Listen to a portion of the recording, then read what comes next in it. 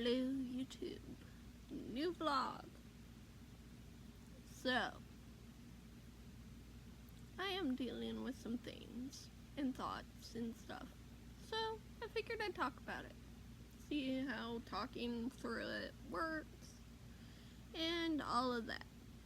Boop, boop, boop, boop, boop, boop, boop, boop, boop. I need to use my headache oil.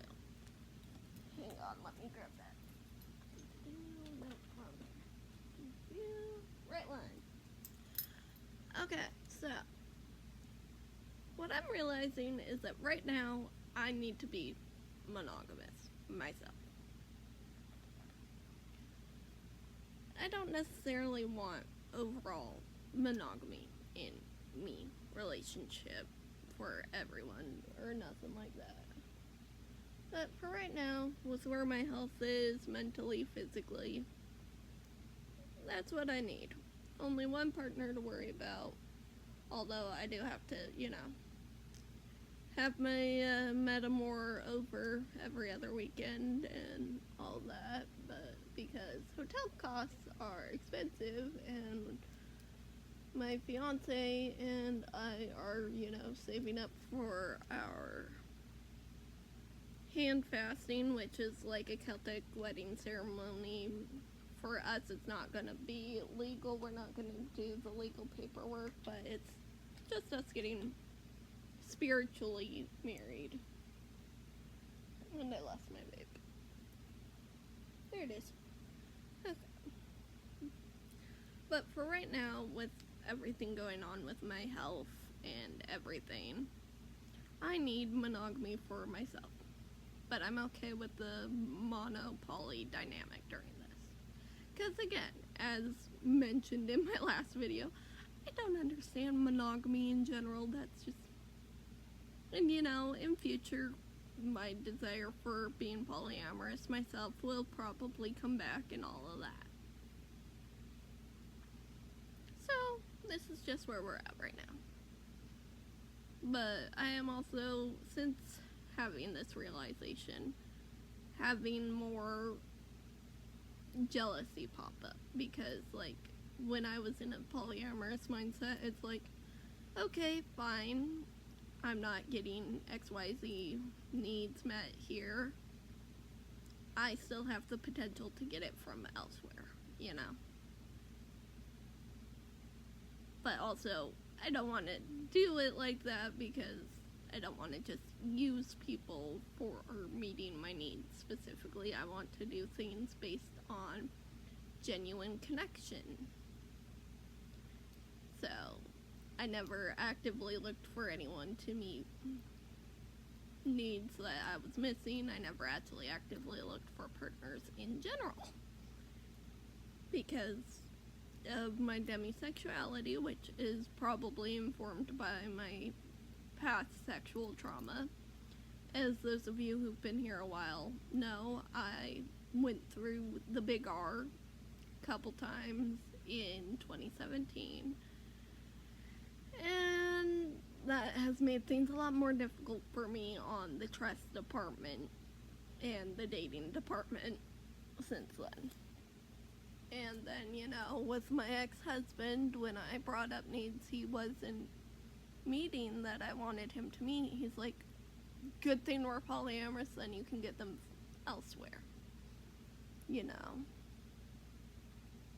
so I'm just going through a lot of things, and it does bring up hard emotions like jealousy and stuff, but then that gives me time and thought process to, okay, I have a need that's not being met.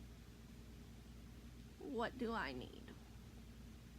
And what can I do to get that need met? And that's a really hard one for me, because I'm also somebody who's been through a lot of childhood trauma where basically I wasn't allowed to have needs. I had to be parent to my younger siblings because my stepfather was an abusive asshole, is an abusive asshole. And my mom lives in her bedroom and doesn't really do anything with the kids unless we come to her.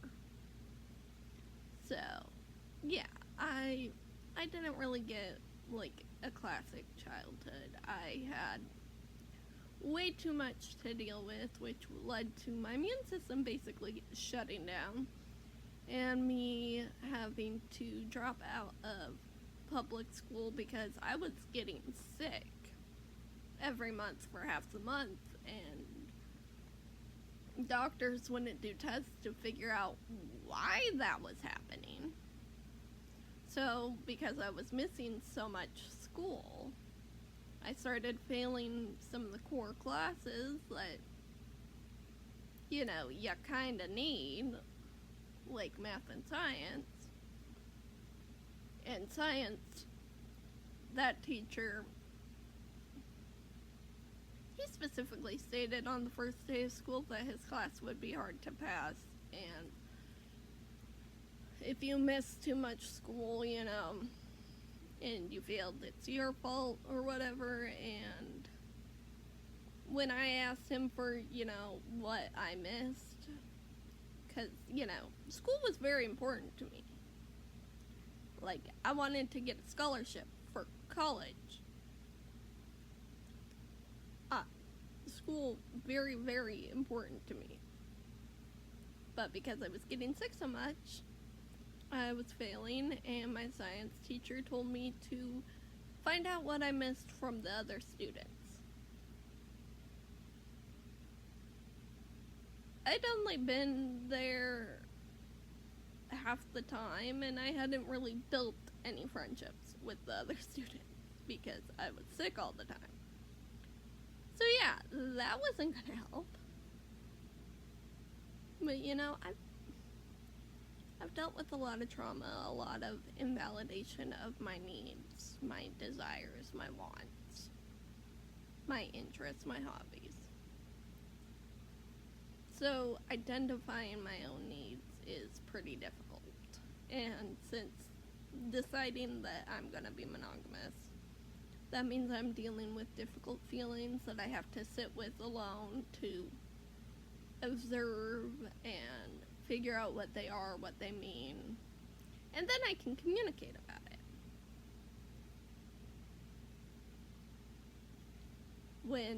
Before the pots, I would, walk around the neighborhood to process my emotions and needs.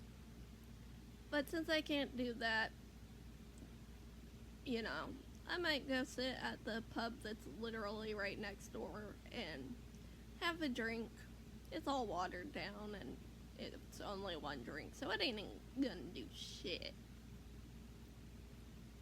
And just sit stirring the ice and soda and alcohol mixture, just stirring it while thinking and looking at the decor, because this one has a lot of, drawings and paintings all over the walls and everything. It's a pretty cool pub, honestly.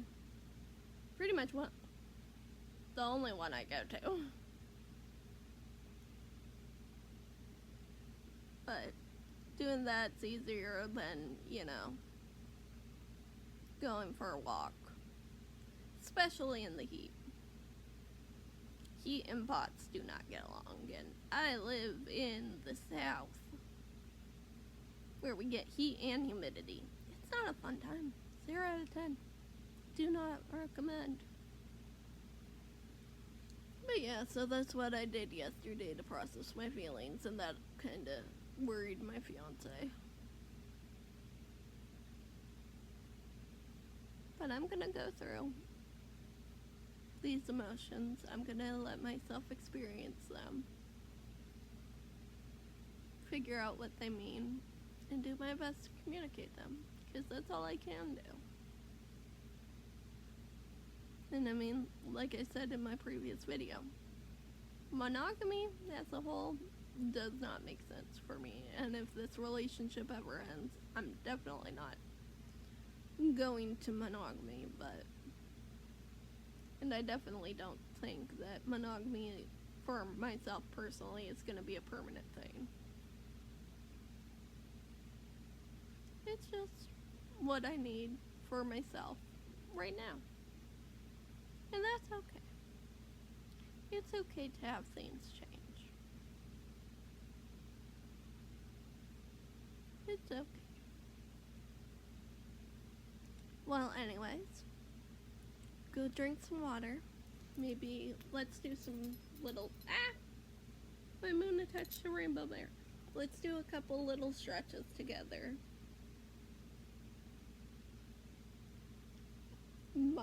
My shoulder blades are like popping all the time while doing this. And then let's try bringing our arms up a little more. And do it the other way.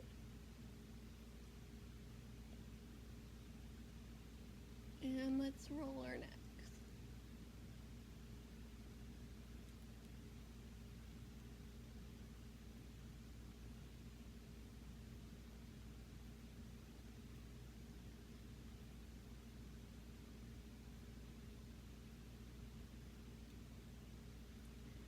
Those two stretches are very helpful, especially if you're like me and you hunch over your crochet work, your desk, whatever you're doing. Very important to just loosen up the neck and shoulders. If you haven't eaten anything today, go eat something. I've been there, but you deserve to eat. Your body deserves the nutrients that food provides. And remember, be yourself. Do what makes you happy as long as it doesn't harm anyone. And be kind to yourself. You're worth it. I'll see you all next time. Bye!